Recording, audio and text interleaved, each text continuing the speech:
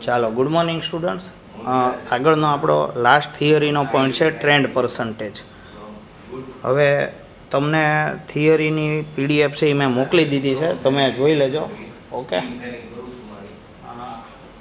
તમે જોઈએ તો આમાં ટ્રેન્ડ પર્સન્ટેજ તમે સિલેબસમાં જોશો તો એક અલગથી ટોપિક આપેલો છે.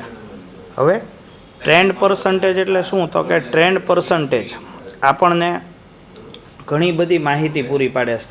ટ્રેન્ડ પર્સન્ટેજ એટલે તમને હું એમ કહું કે સપોઝ કોઈ એક કંપની છે, એ 4 થી 5 વર્ષ માટે અલગ અલગ માહિતીઓ આપતી હોય અને તમે એને કમ્પેરિઝનમાં લેતા હો. સપોઝ હું તમને એક એક્ઝામ્પલ આપું. સપોઝ તમે પ્રોફિટ એન્ડ લોસ એકાઉન્ટ છે એ ચેક કરો છો અને એમાં સ્પેસિફિક કોઈ એક્સપેન્સ ઉપર ફોકસ કરો છો. સપોઝ હું તમને એમ કહું કે તમે સ્ટેશનરી એક્સપેન્સ છે, ચલો તમને એમ લાગતું હોય કદાચ સ્ટેશનરી ઇમ્પોર્ટન્ટ એક્સપેન્સ નથી, સપોઝ તમે ટર્ન ઓવર ફોકસ કરો, તો લાસ્ટ 5 યર્સના ટર્ન ઓવરના ફિગર તમે લ્યો અને 5 યર્સનું પર્સન્ટેજમાં એનાલિસિસ કરો તો એ ટ્રેન્ડ પર્સન્ટેજનું એનાલિસિસ છે એ કહી શકાય. ઓકે, એટલે આનો ફર્સ્ટ પોઈન્ટ તમે જુઓ, તમે લખેલો છે એ તમે આ વસ્તુનો ઉપયોગ તમે બુકમાં જે શોર્ટ નોટ બનાવો છો એના માટે પણ કરી શકો છો. સપોઝ તમે એક્ઝામ પહેલાં અમુક તમે નાની નાની નોટ્સ બનાવી હોય થિયરીના, તો તમે બોર્ડ ઉપર લખેલા આટલા પોઈન્ટ તમે યાદ રાખો તો તમારો આ પોઈન્ટ છે એ આખો પૂરો થઈ જાય. તમે આમ જોવા જાઓ તો તમારો ક્વેશ્ચન છે આખો શું થઈ જાય? કમ્પ્લીટ થઈ જાય. એટલે જ મેં નાના નાના પોઈન્ટ્સ બનાવ્યા છે. બુકમાં તો ઘણું બધું લખાણ આપેલું છે, પણ આપણે આની ઉપર ફોકસ કરશું. તો પહેલો જ પોઈન્ટ તમને આપ્યો કે ભાઈ એવરી ટાઈમ જ્યારે તમે કમ્પેરિઝન કરો છો ત્યારે કમ્પેરિઝન માટે તમારી આગળ માત્ર 1 યરના ફિગર્સ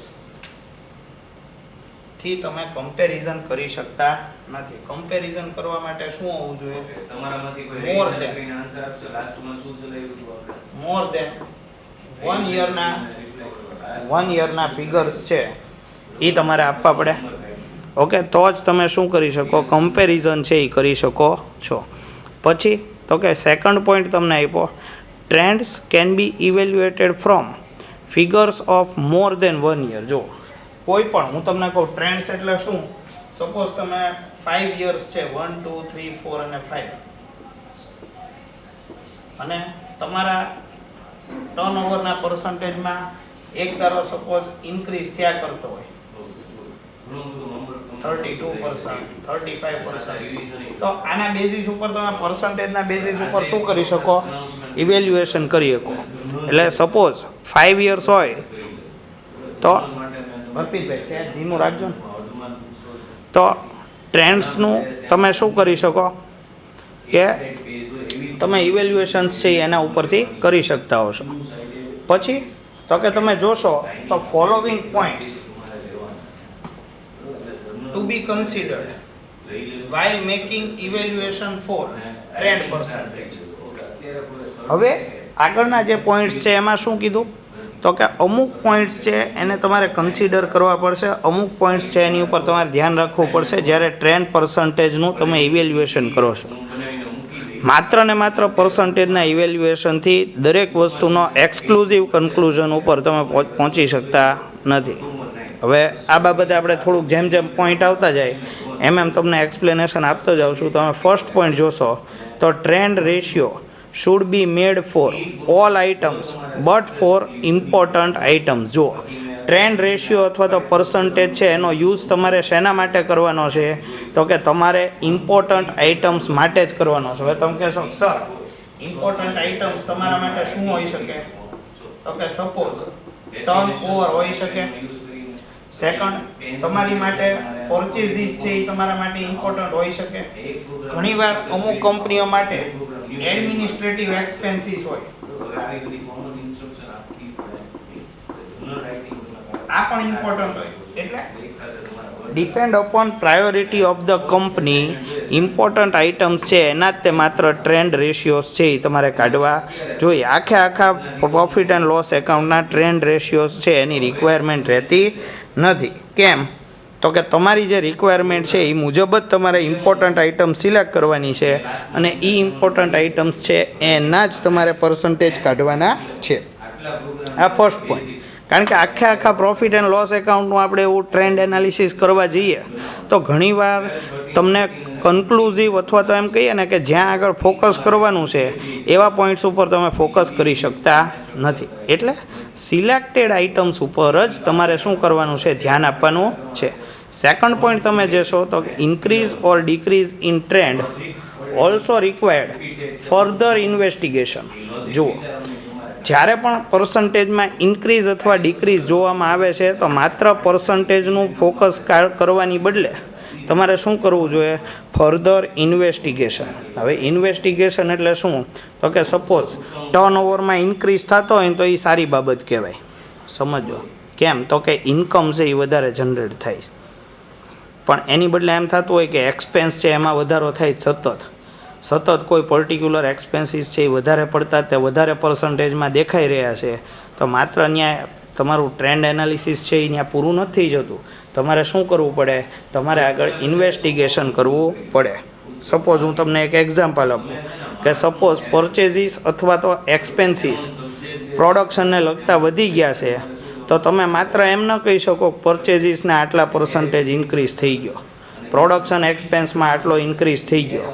તમારે શું કરવાનું છે, તમારે સાથે તમારે પર્સન્ટેજ તો જોવાના જ છે, પણ સાથે સાથે તમારે એકચ્યુઅલમાં પ્રેક્ટિકલી એનું ઇન્વેસ્ટિગેશન કરવા ફેક્ટરીમાં જવું પડે.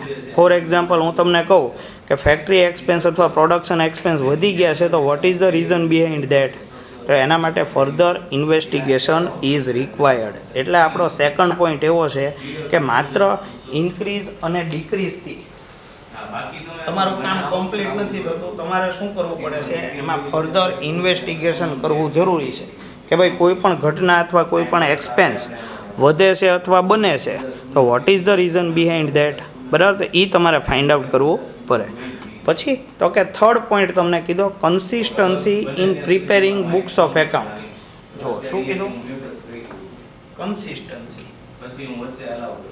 Okay, consistency in preparing books of accounts. તો તમારા બુક્સ ઓફ એકાઉન્ટની જે મેથડ છે એ કેવી હોવી જોઈએ, હંમેશા કન્સિસ્ટન્ટ હોવી જોઈએ. તમે જો તમારી મેથડ્સમાં ચેન્જ કર્યા કરતો, આપણે જ્યારે થિયરીનો લેક્ચર ચાલતો હતો અહીંયા આગળ ઓફલાઈનમાં, ત્યારે મેં તમને ડિસ્કસ કરેલું કે ડેપ્રિસિએશન કાઉન્ટ કરવા માટે તમારી પાસે એકથી વધારે મેથડ છે એ અવેલેબલ છે.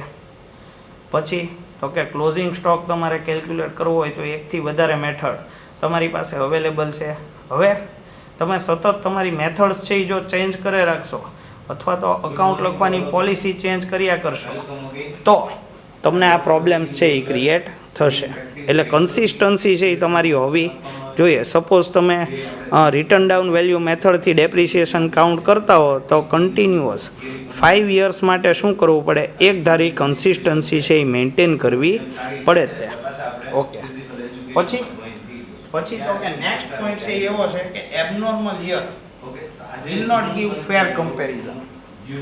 એબનોર્મલ યર, જો ઘણીવાર એવું હોય કે કંપની માટે અમુક યર છે એ એબનોર્મલ પસાર થયા હોય. હું તમને એક્ઝામ્પલ આપું, સપોઝ પર્ટિક્યુલર કોઈ યરમાં કંપનીમાં ફાયર લાગી ગઈ અથવા તો આગ થઈ છે, બરાબર. તો એને લીધે પ્રોડક્શન પ્રોસેસને મોટા પાયે નુકસાન અથવા તો લોસ થયો છે, તો એ તમારા માટે એબનોર્મલ યર થઈ ગયું. પછી એવું બને કે 3 મહિના સુધી વર્કર્સની સ્ટ્રાઇક એકધારી ચાલુ રહી હોય, તમે પ્રોડક્શન કરી શક્યા નથી, તો એ તમારા માટે એબનોર્મલ યર કહેવાય. પછી હું તમને એક્ઝામ્પલ આપી શકું કે અત્યારે કોરોનાનો ટાઈમ ચાલે છે, તો ઘણી બધી કંપનીઓ છે એનું પ્રોડક્શન નોર્મલ પ્રોસેસમાં ચાલતું હોય નહીં, તો that is also abnormal year. તો જ્યારે પણ એબનોર્મલ યર છે તો એની કમ્પેરિઝન છે એ તમને કોઈ પણ રીતે ફેર કમ્પેરિઝન આપતું નથી. Last, over importance to percentage will not give proper picture. જુઓ, ઓવર ઇમ્પોર્ટન્સ, માત્ર ને માત્ર પર્સન્ટેજ ઉપર ફોકસ આપશો તો વારંવાર આપણે જો પર્સન્ટેજને ફોકસ આપતા હોઈએ ને તો એ પણ પ્રોપર કહેવાય નહીં. કઈ રીતે, તો પર્સન્ટેજને જો આપણે ફોકસ કરતા હોઈએ તો એ ખોટું કહેવાય. કેમ, ઘણીવાર કંપનીઓ હોય, હું તમને કહું સ્મોલ સ્કેલ કંપનીસ હશે, નાની એવી કંપની, તો એમાં એનો ગ્રોથનો જે લેવલ હશે એ કેવું હશે, ખૂબ જ વધારે. હું તમને એક્ઝામ્પલ આપું કે નાની નાની કંપનીઓ હોય ને એનો ગ્રોથ બહુ ઝડપથી થાય. એના ટર્નઓવરમાં 20%, 25%, 30% એવો તમને ઇન્ક્રીઝ જોવા મળતો હોય. અને ઘણી બધી વેલ એસ્ટાબ્લિશ્ડ અને મોટી કંપનીઓ હોય ને એનું કરોડોમાં ટર્નઓવર થતું હોય તો એનો ગ્રોથ રેટ છે એ ઘણીવાર 5% હોય. તો આપણને એમ થાય કે મોટી કંપની કરતાં નાની કંપનીનો ગ્રોથ રેટ મોટી કંપની કરતાં નાની કંપનીનો ગ્રોથ રેટ વધારે છે એવું લાગે આપણને, પણ એવું હોતું નથી. કારણ કે જ્યારે તમે એને ફિગર્સમાં જુઓ, કારણ કે કંપની મોટી કંપની હશે હંમેશા કરોડો રૂપિયામાં ટ્રાન્ઝેક્શનમાં જોડાયેલી હશે, તો એના 5% હશે અને નાની કંપનીના 20% હશે ને તોય તે પર્સન્ટેજ વધુ ભલે નાની કંપનીના હોય પણ મોટી કંપનીનો જે એબ્સોલ્યુટ ફિગર, જો નીચે એબ્સોલ્યુટ ફિગર વર્ડ યુઝ કર્યો. એબ્સોલ્યુટ ફિગર એટલે શું?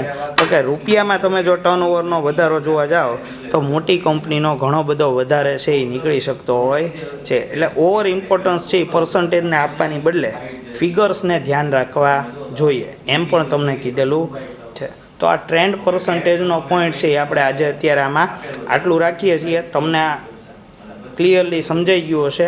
હવે આ પોઈન્ટ અહીંયા આપણા થિયરીના પૂરા થઈ જાય છે. નેક્સ્ટ લેક્ચરથી હું તમને પ્રેક્ટિકલ સમ્સ છે એ શરૂ કરાવડાવી દઈશ. ઓકે, અત્યારે આમાં આપણે આટલું રાખીએ છીએ.